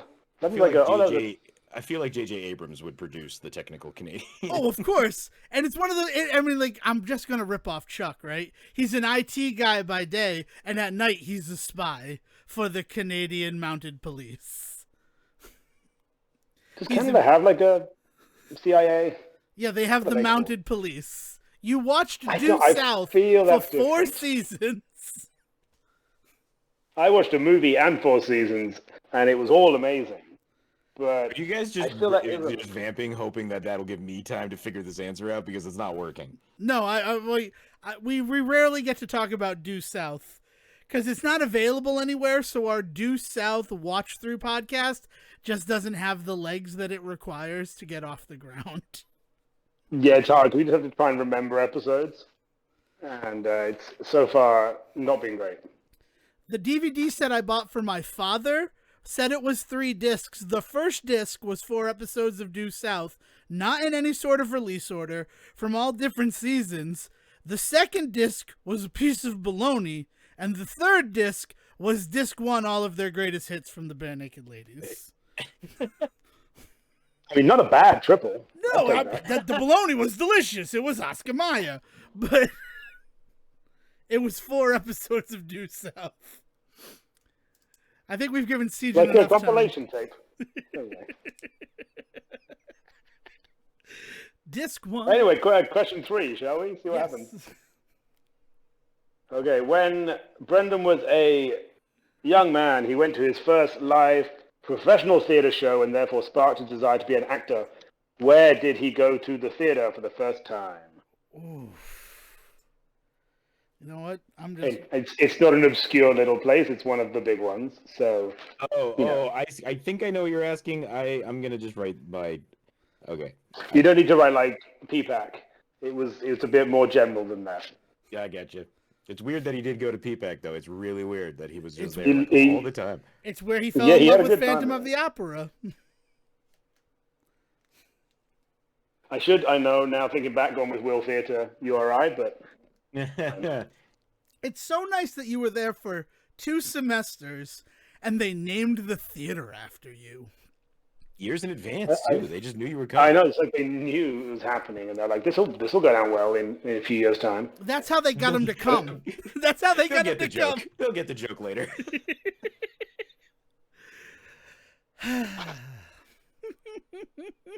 Question 4, if we're ready. Numero 4.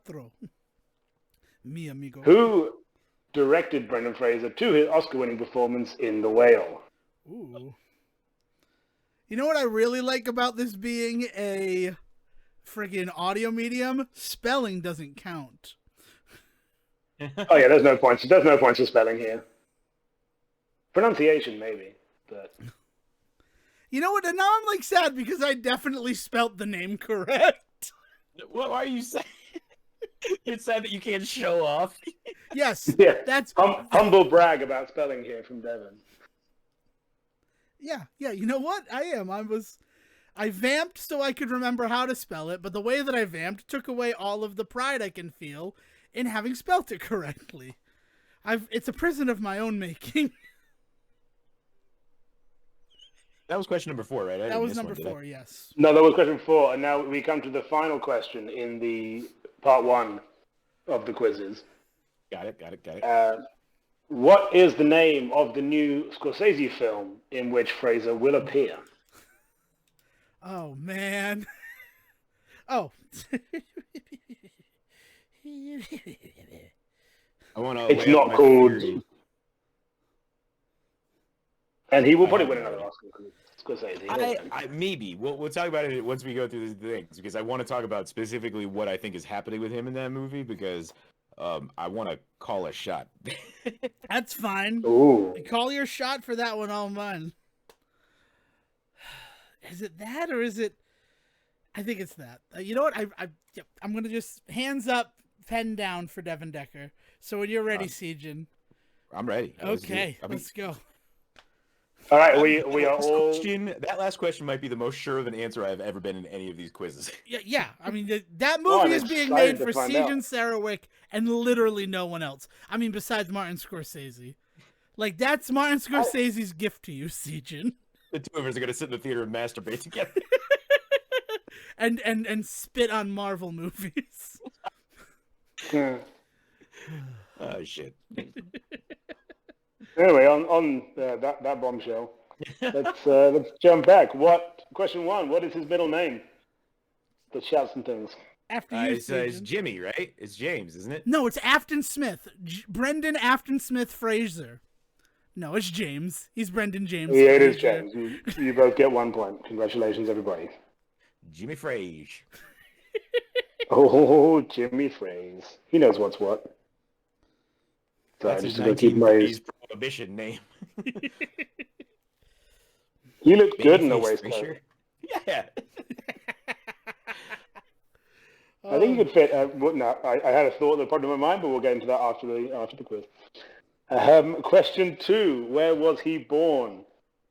Sejan, technically Canadian, but so I wrote Midwest America because I know that much, but I can't remember like specifically where. It's in like the Illinois, Ohio, like in that area of the country, and I can't fucking put my finger on it, but I know it's that close at least. Well, I wrote Vancouver, which I knew was wrong, but it made me feel good.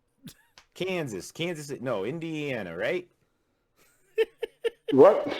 You pick a word, Sejan, and we'll go with that one. He said Indiana. I didn't say anything. I don't have anything.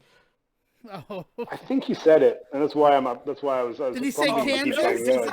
I was just putting together all of the states in the middle of the country. Montana? No, that's not the middle of the country. Indiana? Yes, but Indianapolis, which I'm pretty sure you said at one point. No, he Is never that not said a state? Indianapolis. That's the city he was born in. Oh, well, there it is. But I didn't get it right. I got Midwest. No, and it wasn't Vancouver either. Sorry, Dad. No, if it was Indianapolis, how could it have been Vancouver? You've not been to Vancouver, Indiana? It's beautiful. Oh, God damn it. Walked right into that one. It may or may not exist. Say report promise. It should It now. probably does. Question 3. Where did Brendan see his first live professional theater show and spark his desire to be an actor? I wrote down New York City / Broadway, but I'm pretty sure it's wrong. I wrote down London. That one I remember too. London. He was in the UK a lot, right? Didn't he travel to like Europe? He did. He was on the West End in London. Point to Seagen. All to play for. Question 4. Who directed Brendan Fraser in his Oscar-winning performance in The Whale? Spelling counts. Wait a minute. Darren Aronofsky. Aronofsky. Aronofsky. Correctly correct. Yeah, I can't really tried to spell spell it for it. you next. Yeah, if you weren't listening, Seagen, how did you spell it? Aronof. Yeah, that's an F. SKY. I can't read my own handwriting. That's not a fair question. If I can't read it, no one can. Well, yeah, you both get a point. Congratulations. Yay! So coming into the final question is 3-2 to Seagen. And we have the one that he is the most confident on of any question ever asked. So question 5, what is the name of the new Scorsese film which Fraser will appear? I want to hear Devon. I want to hear Devon's interpretation of it. I want to hear that. Killers of the Flower Moon. Yeah, there it is. Yeah. Yeah, you are both correct. Seagen wins the first quiz. Way to go, 4 Seagen. points to 3. Like I said, I don't know. I might have even done this. I might have even said this before on the show, but my called shot for that movie is a really simple one. He got brought into the making of that movie way late, and I think it's because that book is written kind of in 2 different time periods. There's the guy that's doing the research and writing the majority of it as a retrospect, like a historical, like basically like research paper. Like it's not even like it's a novel or a narrative of some kind. It's it like just a happens to naturally have one. I tried Right. reading it and I could not get it. Was just so dense. Yeah. Yeah. And then what happens is he discovers something. So the last, like, I would say 10% of the story ends up actually him being the investigator to kind of finish things off. But that was just by him doing the research and then finding a piece of evidence that he connected that nobody else had. And so he's able to make some connections later in like the future time period of that book. So my theory is simple. Like, he must be playing the writer. He must be playing this guy that's going to be the framing device for the majority of the film, and then the last 20 minutes of this 4-hour epic are going to be like him running around as the writer, because it's the only thing that makes sense with as late into the story as he kind of came, because in general he would only really have to interact with 1 or 2 people from the rest of the movie. So I'm curious to see where he actually fits into the movie. I have not even bothered to look on IMDb, but like that one makes the most sense for me. And so it puts him in this really interesting position, because you mentioned, Will, that you feel like this is like the next movie everybody's going to be looking at to him for an Oscar. And I don't know, because like he's not a huge player in the movie until he is. It would be a supporting role no matter what. So like maybe he does win a supporting actor like Oscar. That would be wild, but I don't know if he's going to have that benefit with this one. It'll be interesting to see. I just want to go on record and saying, if Seagen's theory is correct, then he is only a supporting actor in this. I don't want to write off your theory. It actually does sound very sound, but you just said that with the confidence of ChatGPT, my friend. Yep. And just like with ChatGPT, you got to take me with a grain of fucking salt. Well, I am now currently looking at the IMDb page for the movie. And Will's going to ruin it. Yeah, let's do it. Just to ruin everything, what is the character name you think he will be portraying? Yeah, I don't know the writer's name, but I bet he would also probably have a similar name to a credited writer on the movie. But I don't know. I can't remember the writer's name off the top of my head, though. Well, so obviously DiCaprio is in this film because So Yeah, Scorsese. no, he's playing. Scorsese. So he's playing the main dude that his wife is one of the victims. Native Americans Yeah. that gets involved in all of the shit, and she's anyway. I don't want to Ernest, spoil anything in that story, but yeah. Ernest Burkhart. Fraser plays a character called W.S. Hamilton, which sounds like a writer. I'm pretty sure that's the writer's name. I'm trying to remember the cover of the book from when I was trying to read it during. I mean, the and pandemic. he might have a different name in the movie, like Yeah. it's a So there's not a guarantee there. Yeah, it's based on a book by David Graham. Gotcha. Yeah. But whether that is WS might be one of the government guys, which would be really cool. Again, not a huge role. It's really going to be really reminiscent of what's the one that he did there with Don Cheadle that was really good, where he had the small role as the bagman there. No sudden moves. Yeah, it's going to be really. I think it's going to fall more into that kind of role for him. Which again, like we know how much he loves like his little like meaty roles, like showing up straight up uncredited in a lot of stuff and things like that. He really adores just kind of working, it seems like, right? And so like that idea that he was on this Scorsese movie and even got to be there even just for a few days would be like phenomenal, right? So I'm excited to see what comes out of that one, but I would not hold my breath. Like I feel like a lot of people are like, well, he's in a Scorsese movie, obviously we've got to pay attention next year, and it's like, yes, but also be prepared for what that role might actually be, because he also got cast and filmed that role before he won his Oscar. Yeah. Yes. My favorite thing related to Killers of the Flower Moon is Debussing Film, the parody of Discussing Film, said that the movie will be marketed as being 1 hour and 146 minutes long to trick people into going to see a 4-hour film. That's fair.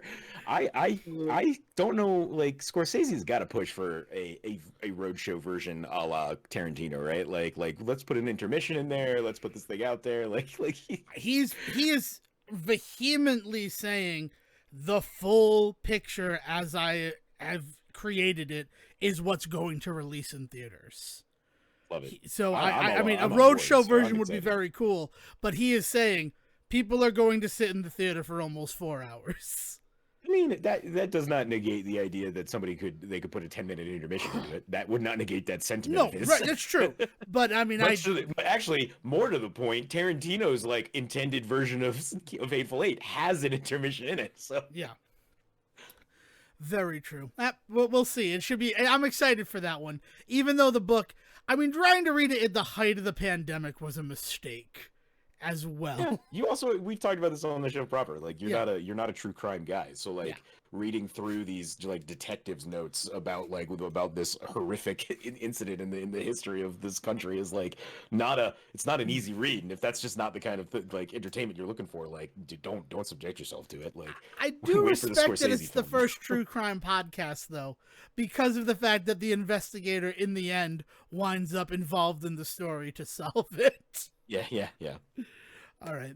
So, I mean, that's the first... I mean, one thing I'm excited for, not to keep going on this film that we haven't seen and we're just casually talking about, the casting of Matt Damon, Mark II, Jesse Plemons is, I think, quite fun. He should be doing way more stuff. He's great fun.